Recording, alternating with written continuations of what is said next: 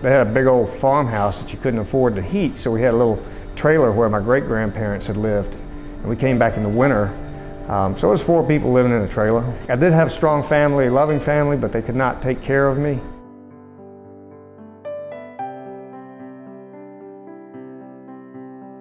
At first it was a shock to go to the Baptist home. Every kid would want to be with their grandparents all the time if they could, but soon after I got there, I had a sense of security that I had not had before. And the other thing is I stopped feeling sorry for myself because there were kids around me who had much harder circumstances. After the initial shock wore off, I was much better off, and I knew it almost immediately.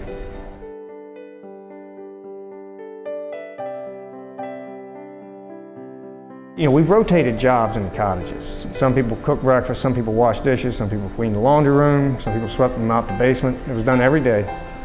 And I quickly found that I liked the breakfast cook job because I would get up at 6, cook breakfast.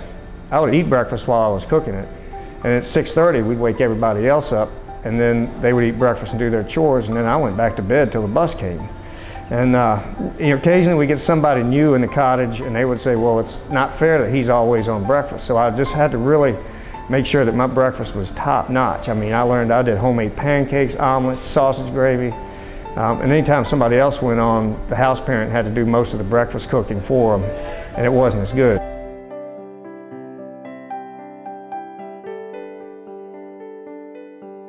I knew then that I had a skill that I could always use somewhere. And I didn't imagine it to be a career, but when I moved to Richmond and started to go to VCU, first job was in a restaurant. And I started, you know, restaurants and in the catering business, so it worked out.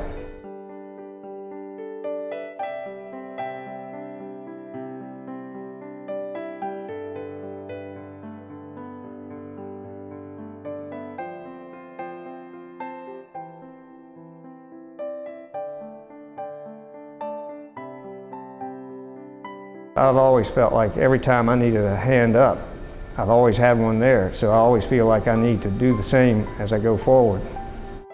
It takes some of the bitterness off of you. When you've had a time in your life when you felt like the world was against you, and then all of a sudden have that help that you need so much. A lot of the people that I grew up with at the home went into various forms of social work. Some of them still work there.